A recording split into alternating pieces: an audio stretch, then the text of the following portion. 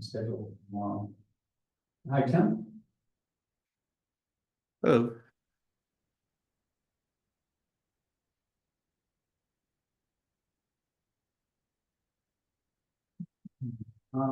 I'm not used to presenting with just one monitor, so I'll be fumbling through a little bit. So what I wanted to start with is first asking you what you're most interested. Well, if you'd like, make a copy of these slides. That can be that might be helpful because there's a few links in there I'd like to share. This will give you the option of creating making a copy of the Google Drive slides. And then if we do this workshop at some point in the future, you can always get an updated version of it. You can either type in that tiny URL or in your camera the QR code.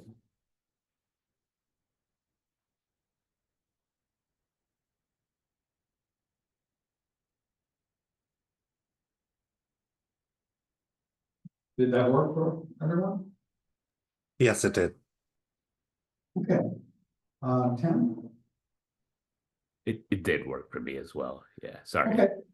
So what I wanted you to do, we have a smaller group today than I had thought. So let's start by talking a little bit about what you're most interested in.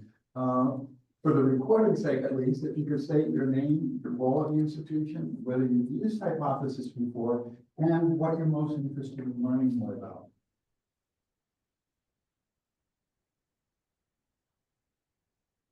So, Peter, if you'd like to go first. Yeah, sure. I'm Peter Gazzarian. I'm an associate professor of higher education leadership at SUNY Oswego, and I've never used Hypothesis.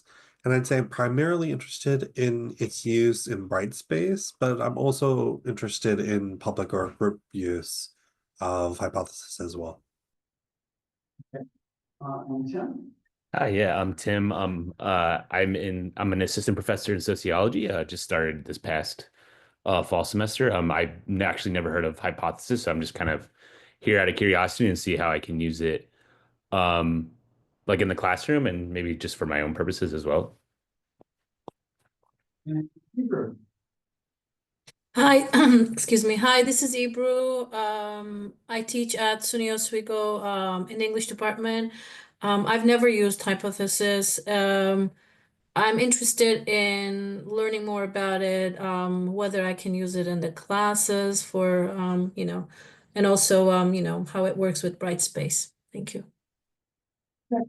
One of the things that had thrown me off a little bit was we had a number of people signed up for this from institutions that do not have a Hypothesis, and others that are using something other than Brightspace. So I try to make this as flexible as possible. So we'll go through at least a brief overview of how to use it outside of Brightspace and how to use it in Brightspace. And just enough, you should be able to get enough information from here in terms of getting started at using it, or at least looking into ways in which it might be useful.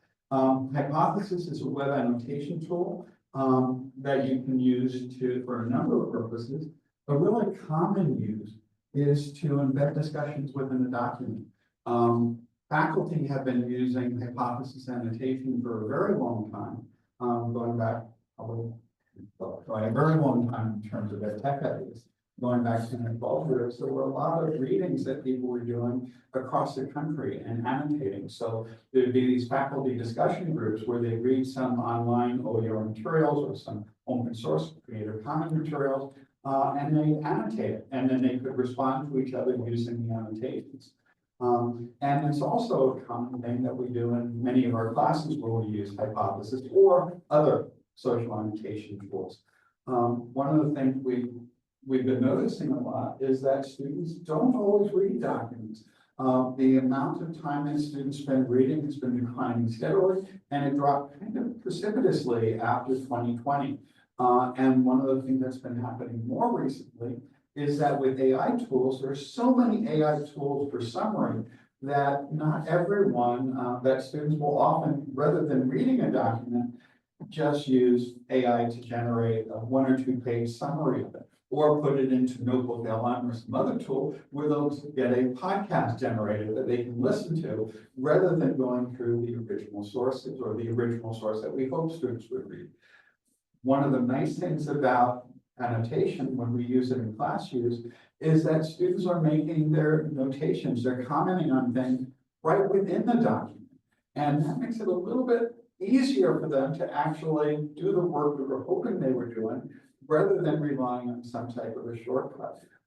So, you know, while I suppose it's possible that they could feed the document into an AI tool, get a summary or get some potential annotations and then paste the annotations in, that's actually often more work than it is to directly use hypothesis.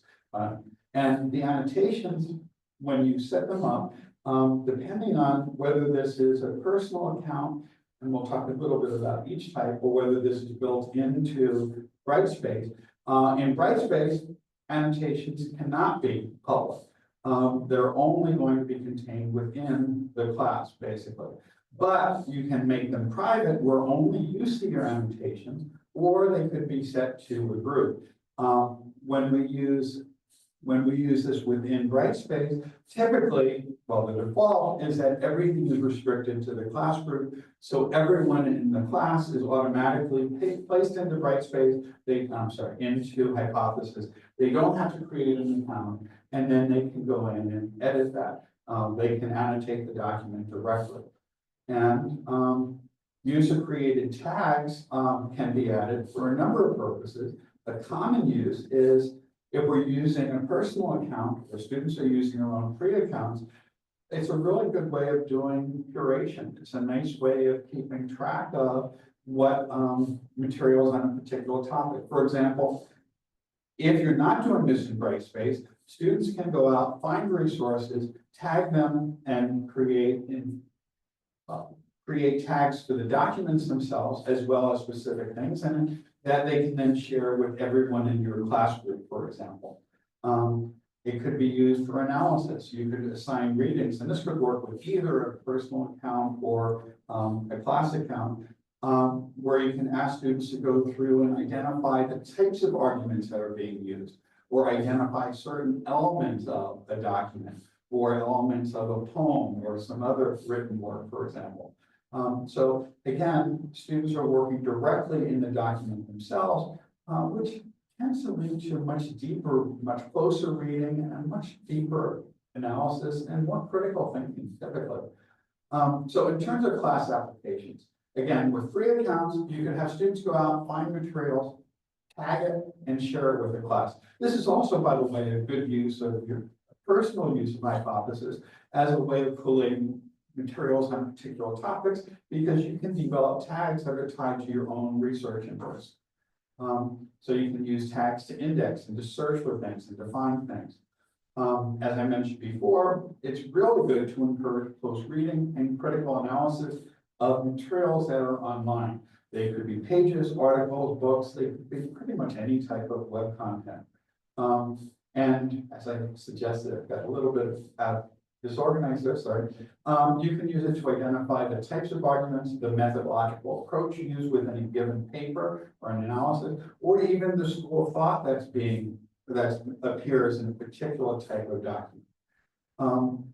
One of the ways in which I first used this, once we got this in Hypothesis, is as an alternative to discussion forums. One of the classes I teach is a capstone course in economics. And every week, while students pick the topics, it's very much a class that's built up from the ground up by the students, where they pick the type of topics they'd like to cover that semester. They do some type of an open pedagogy project over the course of the semester. But every week, students are reading articles and then presenting them during the class meetings to the rest of the class. And to encourage, when I first started doing this, I asked everyone to read the articles. It was pretty clear that the students were reading the articles they were assigned to present, but not the other articles that were appearing in the class discussion. And that made the discussions much less productive. So I started using discussion forums. And again, what I found is that many of the discussion comments tended not to be very closely tied to the actual analysis. Some of them were very good, but many others were pretty superficial. It was pretty clear that the students, in some cases, might have just been reading the abstracts or something similar. So instead, what I did is I asked students to read the articles that were being discussed in the class meeting and to annotate them. And then the discussions took place right within the document itself, and you can have threaded discussion forums taking place there. That has worked so much better, and also students really enjoyed it. They found it much more interesting and engaging when they were directly working with the material rather than participating in a discussion forum. And the quality of the discussions were much, much better. Another way in which hypothesis is sometimes used is in analyzing primary sources to go into, and we have a lot of online materials. There's so much OER material out there. You can have students go back and analyze classic studies in your discipline or in the field and comment on them, for example. It's also useful for collaborative learning, where students are working as a group and analyzing some materials or pulling some things together. One of the ways in which I use it, I mentioned that I'm doing an open pedagogy project in class. Students work in small groups. In some cases, they've been working on books. In other cases, they've been working on podcast projects.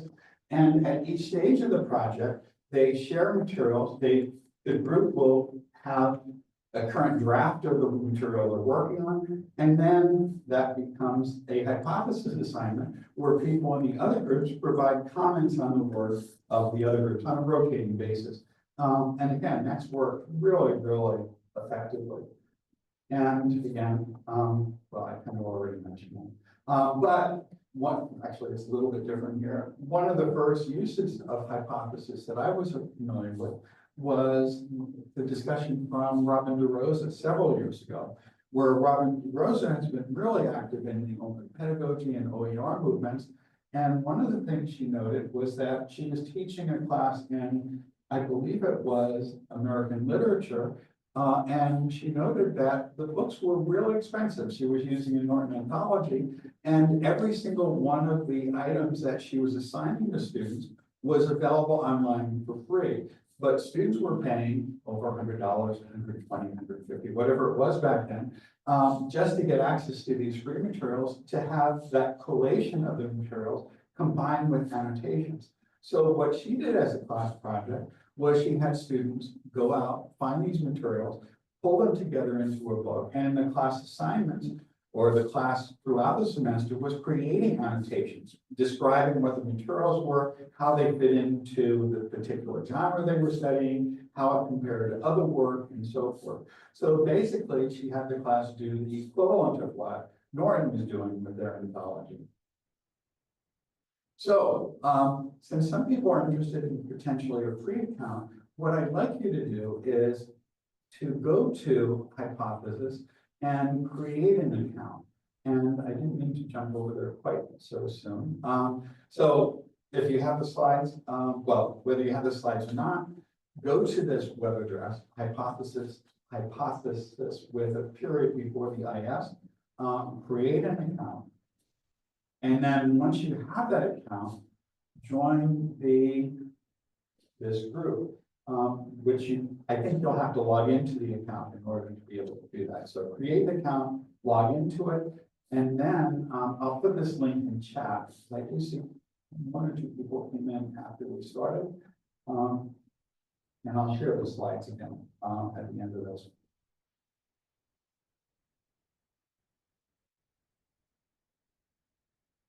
I'll give everyone a minute to do that.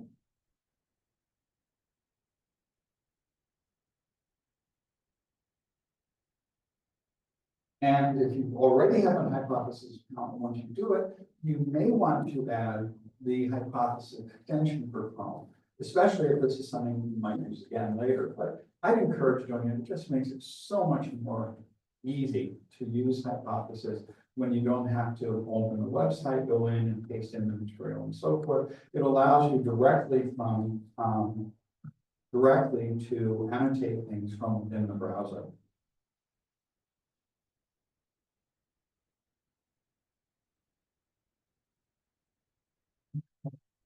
It's working for everybody.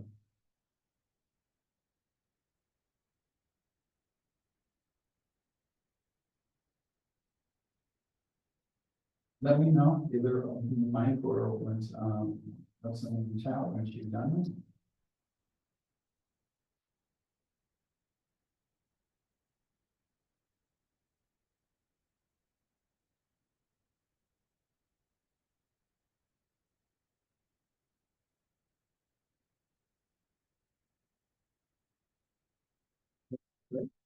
The computer is in.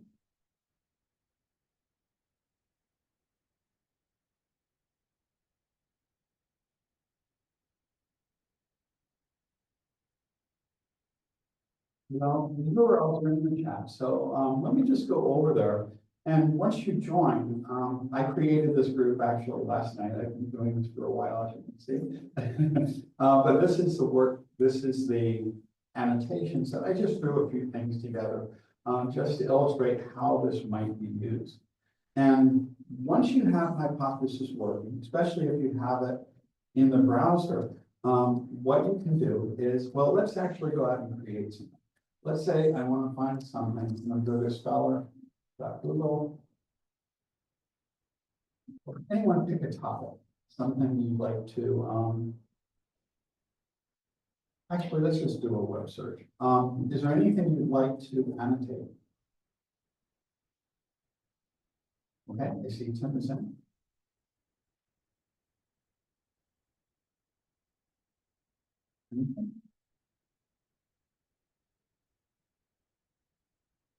Yeah, since this is a theme, let's do AI and college teaching. Let's just grab some website that has some materials on this. There's so much out there now. Here we go. That may not be the best. Here's something. Here's our inside higher ed. We're going to link to that. That's behind the paywall. Well, behind the login. Here we go. Let's go to this page, whatever it is. And what I'm going to do is go through, and when you have this browser extension, one thing you could do is, once you click on it, it's going to create a little sidebar here with these tools. Once you're logged into Hypothesis in the browser, and when you have that, you can go in and just click on this, and it gives you this, where by default it goes to a page note since we haven't selected any text. So this, let's just say this is a website on just to describe what it is, so the annotation will make some sort of note on using AI in education. And what I've just done is added it to, well, by now, well, here, remember I said with a personal account, you can have the choice of public or groups or person or private. But what I have to do, and I should have done this before, is actually go in and choose the group, which is right, which I may have to go back here to do, sorry. So I'm going to choose a group because I didn't specify a group before. I'm going to go to the winter 2025 group. There we go. And now when I go back to this page, I should be able to tag it to the group, and something is going wrong. Sorry. This all worked when I tried it last night. I don't use this version of it that much myself. I'm mostly using this in Brightspace the last 3 or 4 years. I want to make it, I want to assign it to the group, and I'm not seeing the option. If anyone sees that, please let me know. And I did not mean to close that. Somehow you have to be signed into your group with this, and I'm not seeing the option here. Options maybe.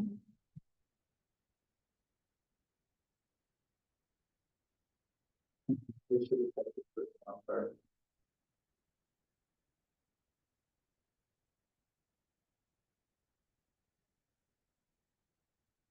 I'm sure I did this last night. That's how I added these things to the group.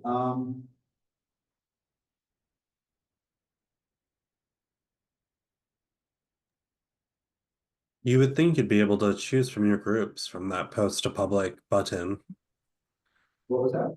You would think you'd be able to choose from your groups where, like, I thought it did come up that way, but apparently it's not. Maybe, is it here?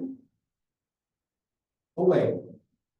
Well, I already selected the group, so it should, once you select the group, that annotation, I would think, should still work. This is one of the reasons, by the way, I stopped using this for class use. Because what was happening is students had trouble assigning things to the group. They often made things either private or they made them public, which were not directly searchable by students. One way around it is they could use a tag that's common to your class, and then by searching the tag, it will find any material which was tagged, as long as it was a public or a group material. But I am not seeing how to do it. No, this is annoying, I'm sorry.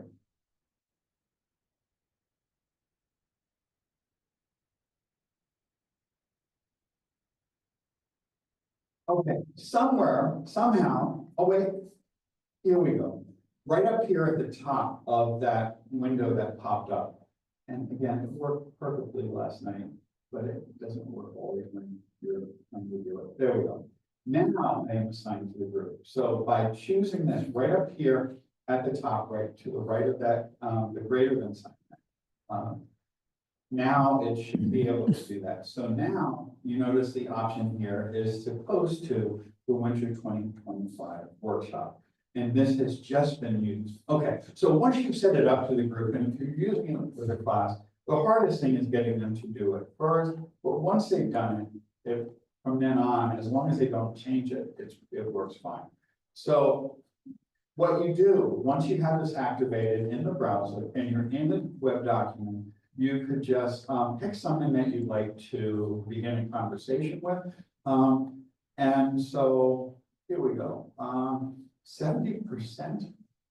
This seems highly unlikely, but 70% of higher ed instructors who regularly using generative AI were using it to grade student work.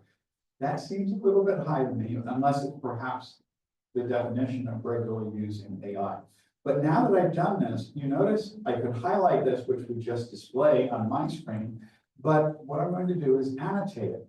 And now I'm going to share the annotations in this group. And with the annotation here, you notice it took the highlighted text that I chose the annotate option for. And, you know, I'm going to put just a little note, let's say, verify this data or this statement.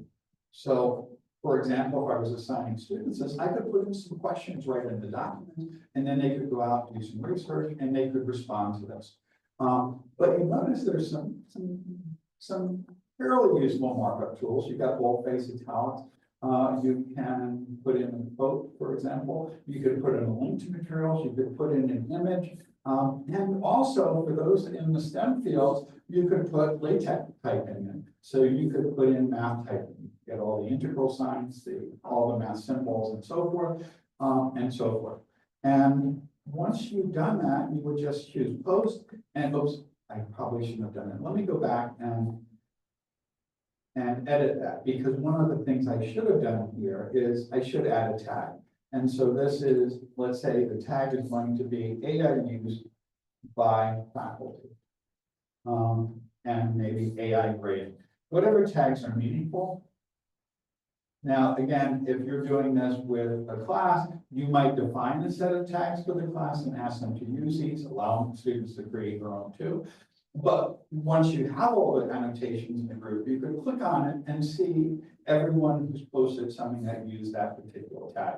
So by searching in the tag, you'll find all of those cases. Okay, so that's basically how you would use this. Once you get in the correct group, you find things, you tag them, you could put in a page note, which just describes the overall document, and the annotations, which are a specific comments.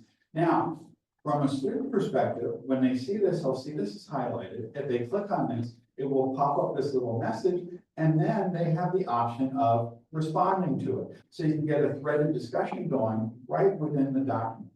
And what I encourage you to try is, if you go back to that group, which you can go to from hypothesis here, Here's a few things, I just put a few links in, we just added this, there's one more here, one here. If you go in here, you can now annotate things. So, feel free to add some things to this group, play with it a bit, try it on your own. And again, try responding to some of the comments, for example.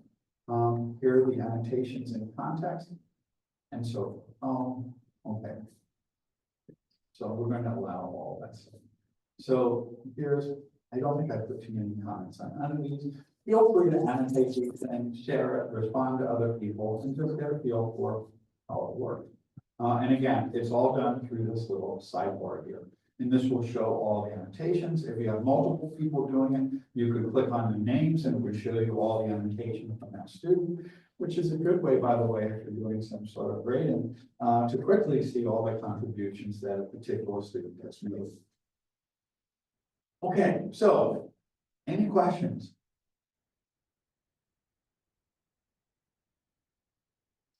Okay, so from there, we're going to go on to, and I see Peter, I just got a notification from my hypothesis that Peter had responded to something. Okay, so this is the suggestion I just had. So we've already gone through this. Leave some comments, take a look, add something to it, and just play with it a little bit. It shows you a little bit of how it could be used if you create a student group and you have students sign in into the group and work with it. This is all free, can be done outside of Brightspace. And again, the reason why I stopped doing this is students had trouble joining the groups, they had trouble remembering or setting it up to tag, as I did when I first started doing this, because it's not intuitively obvious given the way this is structured. Or they might start using it for their own use and forget to switch over to the group use when they were doing their assignments. So what we're going to do now, though, is go to Brightspace. And the advantages of using it in Brightspace is that students don't have to create an account. They don't have to install a browser extension. They don't have to log into Brightspace, into Hypothesis. They don't have to remember to tie it to a particular group. They're opposed to a specific group. And any annotations they make by default go right to the class group. So it's a nice way of keeping the discussion contained. Which, if that's your purpose, that works really well. The only disadvantage of using it in Brightspace is that students lose the autonomy of being able to create their own original posts. So you have to post everything as the instructor, and then students respond to that. So again, it depends on what you want to do, but for the purposes that I've been using it, it's worked really, really well. Now, there's another annotation tool that's available on Brightspace, which is Perusal, which in some ways has some more features, but I've done some workshops on Perusal with faculty, and a number of people have tried Perusal and Hypothesis, and each and every one of them ended up saying they preferred Hypothesis. Even though it has somewhat more limited features, they found it much more intuitive, and their students found it much more intuitive. Perusal is actually free, which is one of the reasons why it was added to Brightspace for all the SUNY campuses. We do pay something, it's not a terribly large amount, but we are paying for a Hypothesis subscription each year here at Oswego. So it is a bit more costly.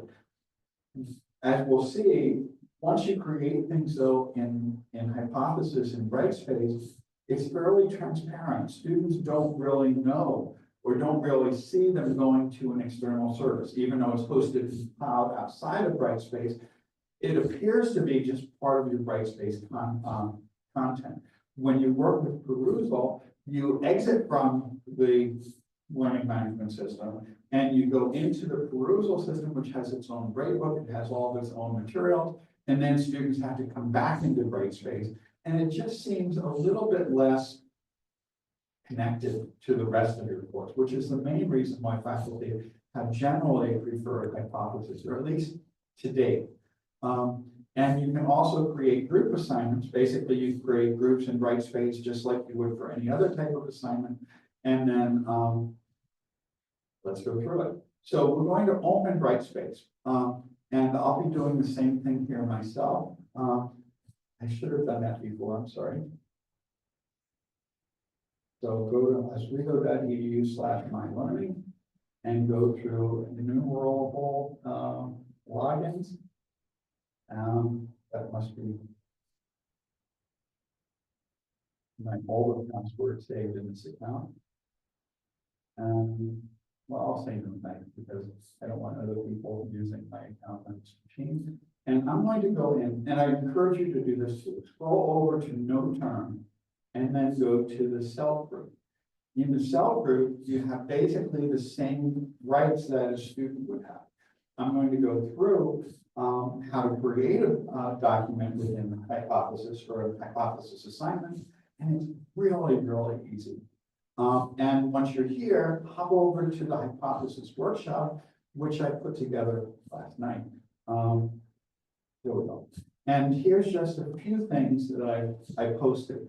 Let's just take a look at it to see what it looks like. You notice how this looks like pretty much any other content that you might have in Brightspace, except it does have these little words, external learning tool. But as far as the student goes, if you click on it, you just get, okay. There you go. Here's a document where I posted the document and now you can annotate it. So anyone in the self group now can annotate any of this material. This is just an example drawn, by the way, from the paper that David Yeager and others wrote, where they first investigated that wise intervention or wise feedback technique. I picked this because we're going to be reading David Yeager's book this spring in one of our reading groups. But look through it, find something, and you just, let's see, did I provide any annotations here? Probably didn't. There are no annotations in this group. So I'm just going to highlight something, and this is something a student would do. You would just block something with your text, with your cursor. And let's say we want to, I'm not even really reading this. I'm just going to go over and click annotate. And here we'll just say sample annotation. Now, in general, I'd like students to do something more than that. But again, it's worked pretty well. And then you notice it says the options here are either post to self by default, or you could make it private, but I'm just going to post to the self group because that's what I want students to be doing. And then, so a student would post a comment, other students would respond to it, other students would post it, and you'd see a whole list of annotations on the side. Now, page notes are probably less common here.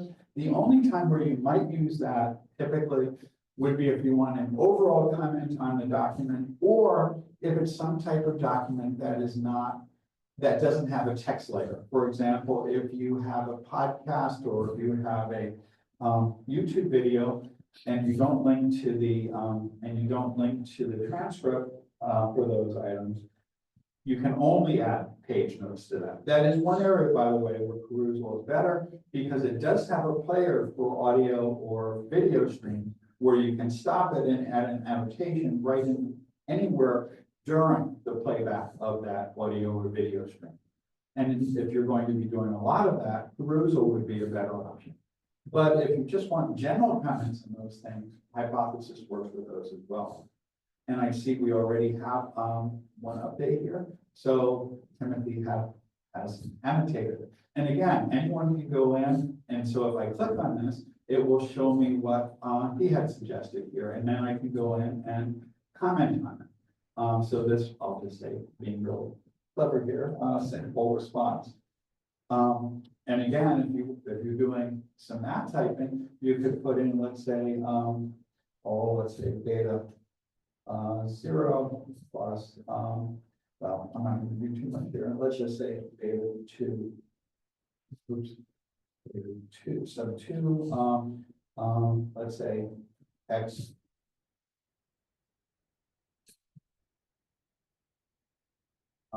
X with a 2 subscript. And then once I do that, I'm going to click return. I'm going to preview that. And there we go. Oops. Apparently why did that not work? Well, my LaTeX is obviously wrong. I Sorry about that. So I'm going to, cancel that. Okay, so in any case, but it does work, and I have used that in other classes. When I've been working at LaTeX more often. So, everyone see how this works from the student perspective? Okay, so now I'm going to go and grab a PDF.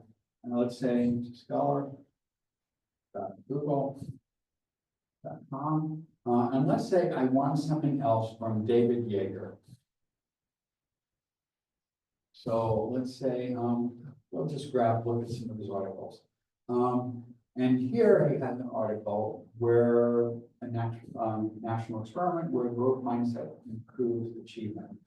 And here it's a web document, so it's not available. Apparently this one is not available for free. So let's try something else. Here we go. We've got a PDF of this mindsets that improve resilience. I'm just going to copy the article title right now. And we're going to go and grab that document and just download it. Just to show how this might be done. So this is going to get saved there. Now I'm going to go back to Brightspace. And I want to add it to this material. So I'm back in the hypothesis workshop material. I will be back there. There we go. And in order to add something to Brightspace, a hypothesis assignment, you just click on course tools, and then you go down to, course tools.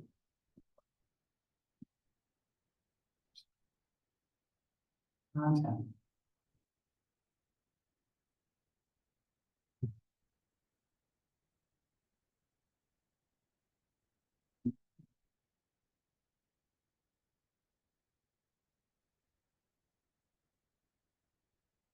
It's not editable.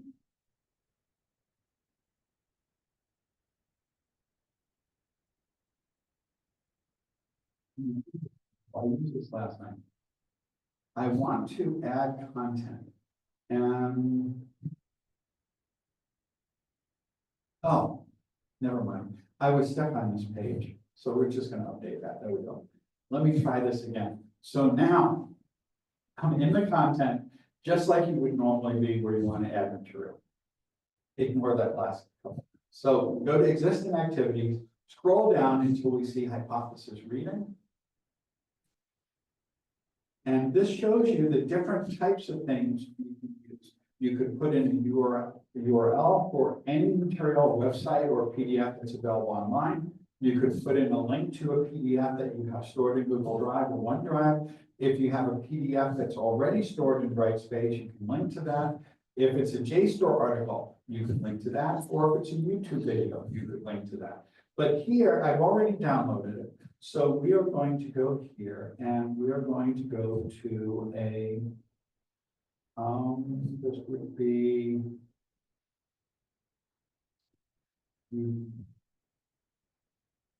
we're going to now, going to continue. I'm going to connect it to my account. And this should give me, this is going to have all sorts of materials there, but I'm going to choose upload. And this is not the easiest way to add it, but this works when you download a PDF. So we are going to select a file from the device. We're going to go to downloads. Here's the article we just downloaded. I'm going to click open. And it's going to, by default, call it hypothesis assignment. But I want to put here, I'm going to put in just the author's name. And then paste in the rest of it.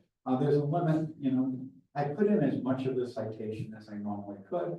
And here you have the option of enabling automatic anticipation grading, where it will automatically create a gradebook column. And you just say how many posts students must make, whether there's a minimum number of posts, whether they get fractions based on what proportion. Well, we can go through the options. Let's say we want to automatic grading. I don't do this in general, but the two options are either you give students proportional grades. If you require 4 posts and they only make 3 posts, they get 75%. If they require 4 posts and you want to make it all or nothing, you could put that in. And then the next part is whether you want to look at all posts as being equivalent, or if you want to have separate requirements for the number of original annotations and a number of reply annotations. But let's say we want to put in a total of 3, for example. Now that's going to automatically go in as a gradebook assignment. And it will create something. If you want to assign it to different groups, you could create a group assignment and so on. So let's just skip that part though. We're just gonna, let me see if I can do it without, we're gonna turn on that. And because I don't want everyone coming in here to be graded on this. And I gotta move some things out of the way, and we click on continue here. And now it automatically creates that hypothesis link. And that just shows up in Brightspace in that particular folder. It goes right down at the end. If you don't want it to be at the end, you can just drag it up like you can with the other Brightspace material. Okay, so what I'd like you to do is just play with one of these, go into this area and just leave an annotation, leave a comment. And that's basically, it's really easy. And that's what students appreciate. That they go in, they see the assignment, they read through it, they post some responses. And I said, I don't use the automatic grading because I tend to give them feedback based on the quality of the responses, whether they're really getting the types of responses I was hoping they were doing, and giving them feedback along the way, you know, and encouraging them to do perhaps a little bit more if their assignments are somewhat superficial. Okay, so any questions on this?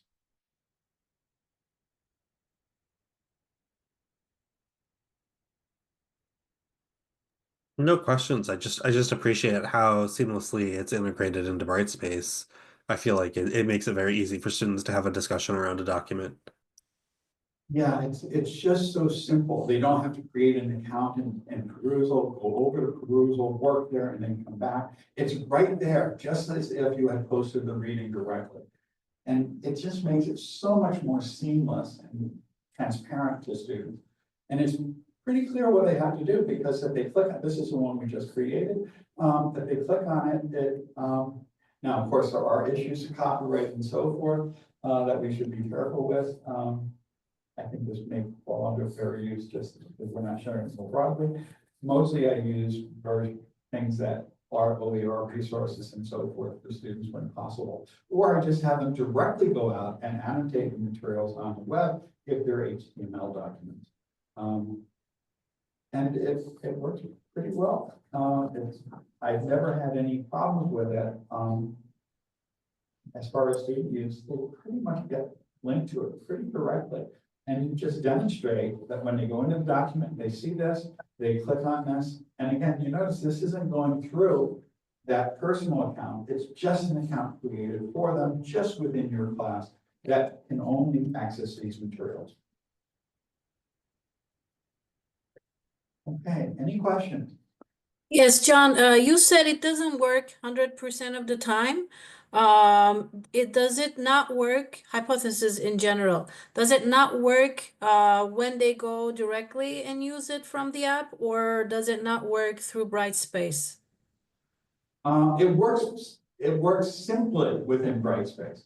The issue that students tended to have was when they had personal accounts and they had to join a group, and it was mostly just them remembering to turn on the group annotations rather than their personal annotations or public annotations. And that was a bit of an issue when I had 40 or 50 students. There were normally 5 to 10 of them who had trouble remembering to do that. And if they were being graded based on the submissions and they did not set them to the group, I couldn't see them. And then I had to remind them and generally work on them one-on-one to get them to see it, which is why I stopped doing it that way about 4 or 5 years ago, which is why I fumbled a little bit when I was trying to assign someone to a group. John, do you give students some parameters on your expectations about annotation? Obviously, the student A puts a really nice annotation on some section, which somebody says, I agree, or whatever. I tell them in the syllabus and in the assignment that they have to do more than just agree with what other people do. Those don't count. that they have to add something substantive that adds to the discussion.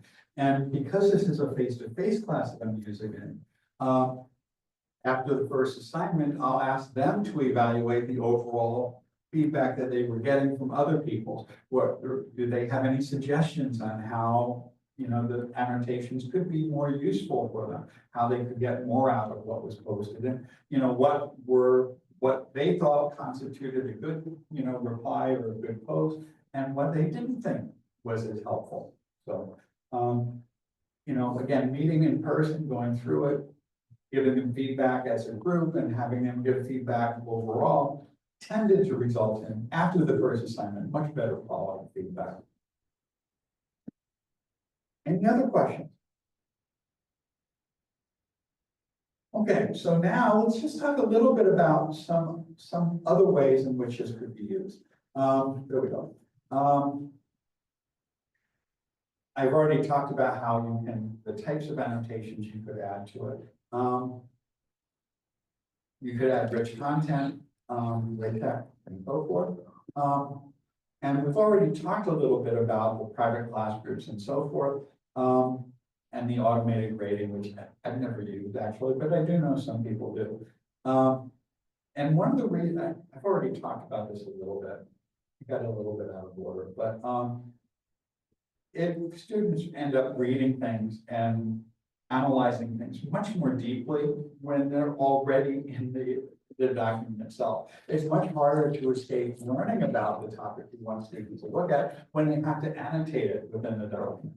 It results in so much better comments and discussions than whenever I use discussion boards, because typically in a discussion board, some students would do a really good job, others would just be incredibly superficial. And this kind of dissuaded them from that. Another way in which I've used it is, and I mentioned this before, was in terms of peer review.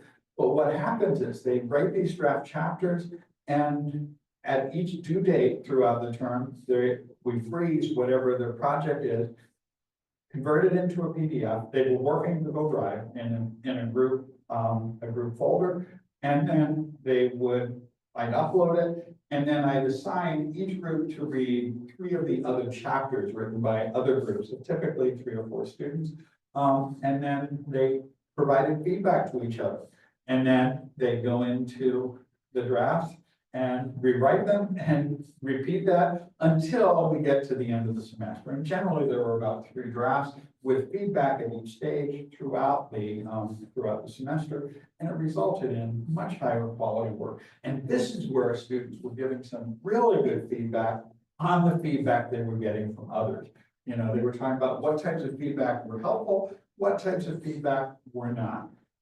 Typically, the things that students did not find very helpful is when other students were making grammatical suggestions or suggestions on, how to phrase a particular thing. What they found more helpful were questions and suggestions for areas that they hadn't thought about and that type of thing. But again, it's working, creating some fairly decent overall projects.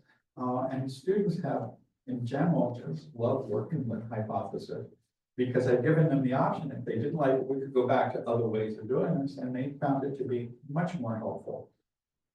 And the nice thing about doing this, where their work was frozen at a point and updating it, is originally I tried letting them give feedback to each other in Google Docs, but they were evaluated based on the quality of the feedback. But what was happening is, whenever someone was working in Google Doc and someone else provided a comment on their work, what would happen is that student would get notified that there was comment. They'd go in and they'd make a change, and then they'd delete the annotation that was there. So it was harder to track. This way, the work was frozen, the annotations are right there, I can see them, I could read through all the feedback, and everyone could read through all the feedback. So again, instead of just having one student in the group go back and make corrections in response to what other people were saying, the whole group could see it, they could all get together, they could talk about it, they could make modifications based on that, and it wasn't something that was constantly undergoing changes. And so that's worked really, really nicely. Other uses, that people have used is to let students annotate your syllabus. If you are not co-creating the syllabus with students, which is something I do in all my spring classes because they're relatively small, I don't generally do that in a class of, 250 to 400 students because co-creation would be a little tough there. But you could always have students annotate it, ask questions about it. If you put together a group, some type of a statement on group discussion norms or behavioral norms for the class about what is appropriate, how they should address with conflicts and so forth, let them create something, post it, and have them comment on it. Or similarly, if you put in some, some short text lectures or something similar, some text overviews, ask students to, or post it as a PDF, as a hypothesis document where students can go in and post questions and respond to each other and so forth. It's a really nice way of getting that sort of immediate feedback. And well, yeah, I just said that. So here's just a few resources out there. One is the first couple were generated by Hypothesis. One is the teacher's resource guide, which talks about how instructors can use it. Another one you could share with students, which is the student resource guide. Although again, in my experience, students tended to take to this almost immediately. I'd ask them to use it on the first day of class. They go in, they work through it, and they never had any problems after that, as long as it was within Brightspace. This is a podcast we did a while ago where Maggie Small, after she went to a workshop on Hypothesis, started using it in her classes. And Liquid Margins is a video series of presentations that Hypothesis puts together where they have faculty who've been using Hypothesis in particular ways, describe their uses and share that. And you can always sign up and join any of those webinars as well. But they have all the past ones there, and there's a YouTube channel you can link to and follow if you want to see new cases. Okay, so that's all I've got. Any questions?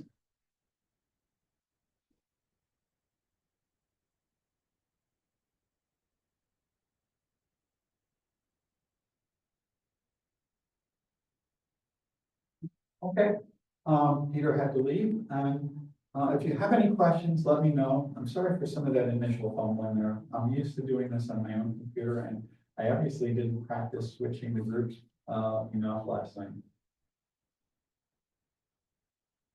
Okay, well, we'll stop the recording, and if you have any questions, let me